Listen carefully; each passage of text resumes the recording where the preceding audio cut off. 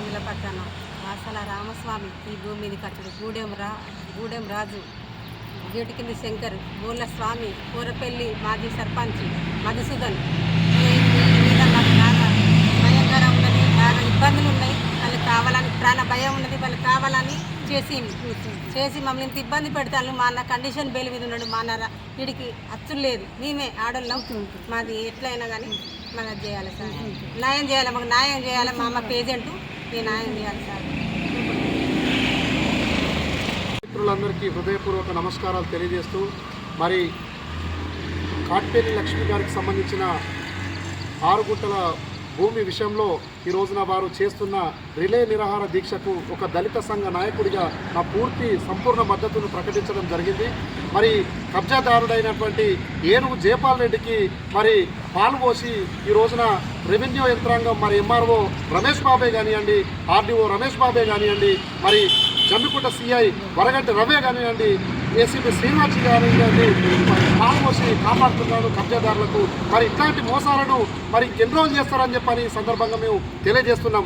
మరి 6 గుంటల భూమి విషయంలో సంబంధించిన కోర్టు ఇంజక్షన్ ఆర్డర్ ఉన్నప్పటికీ కూడా, లింక్ డాక్యుమెంట్ ఉన్నప్పటికీ కూడా, 1B పహాని ఉన్నప్పటికీ కూడా, మరి ఇంత దౌర్భాగ్యంగా మరి కబ్జాదారుడికి ఈ అధికారులు వత్తసు పడకడం ఏంటని చెప్పని ఈ సందర్భంగా మేము డిమాండ్ చేస్తున్నాం. మరి పేద ప్రజల జీవితాలతోని ఇంకెన్నాళ్ళు ఆడుకుంటారని చెప్పని ఈ సందర్భంగా మేము డిమాండ్ చేస్తూ, జమ్మికుంట ఎంఆర్ఓ రమేష్ బాబు పైన, హుజరాబాద్ ఆర్డీఓ రమేష్ బాబు పైన, జమ్మికుంట సిఐ వరగంటి రవి పైన, హుజరాబాద్ ఏసీపీ శ్రీనివాస్ పైన జ్యుడిషియల్ ఎంక్వైరీ జరిపించాలని ఈ సందర్భంగా నేను డిమాండ్ చేస్తున్నాను.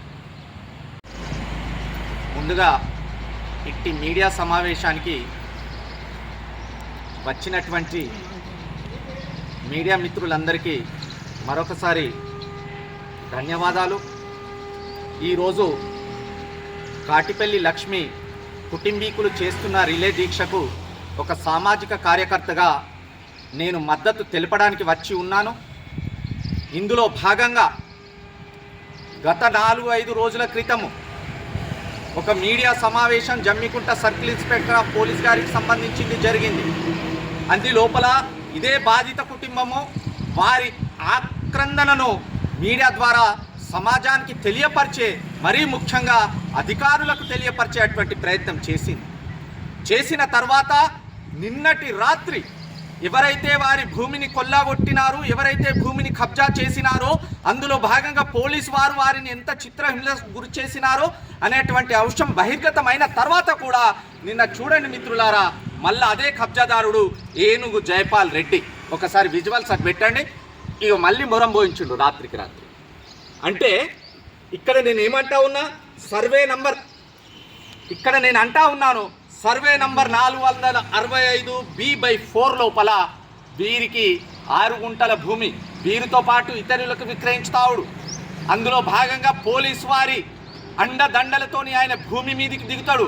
నేను ఒకే అంశం చెప్పదలుచుకున్నా, ఇక్కడ ఉన్నటువంటి రెవెన్యూ యంత్రాంగం మొన్నటి వరకు పోలీసు వాళ్ళు మాత్రమే అనుకున్నాను నేను, కానీ ఈరోజు రెవెన్యూ పోలీసు 2 కుమ్మక్కైన తర్వాత సామాన్య ప్రజానికానికి లా అండ్ ఆర్డర్ ఎవరిస్తారు, ఎవరు రక్షణ కల్పిస్తారు, వాళ్ళ ఆస్తులకు రక్షణ ఇవ్వాల్సింది ఎవరు, వాళ్ళ ధనమాన ప్రాణాలకు రక్షణ ఇవ్వాల్సింది ఎవరు అని చెప్పి సందర్భంగా నేను డిమాండ్ చేస్తా ఉన్నా. రెండొక అంశం, ఇక్కడ కోర్టు పరిధి లోపల వీరికి ఇంజక్షన్ ఆర్డర్ ఉంది, అది చూయించిన తర్వాత వీళ్లపైన అక్రమ కేసులైనాయి.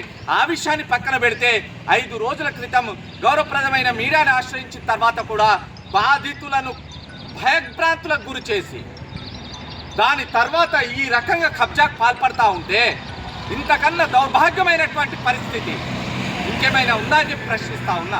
రెండొక అంశం చెప్తా ఉన్నా, నేను ఒక సామాజిక కార్యకర్తగా జమ్మికుంట లోపల ప్రభుత్వ భూములకు సంబంధించి 7 సర్వే నంబర్లకు సంబంధించి నేను గతం లోపల రెస్పెక్టెడ్ కలెక్టర్ గారిని కలిసి ఫిర్యాదు చేయడం జరిగింది.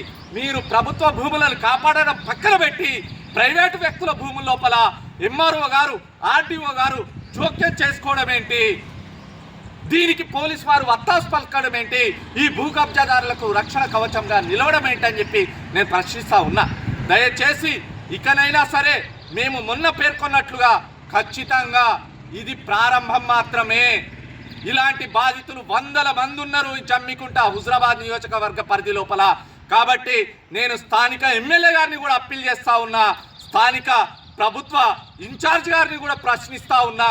ఖచ్చితంగా దీనిపైన ప్రభుత్వం స్పందించాలి, దీనిపైన సిట్ విచారణ జరగాలి.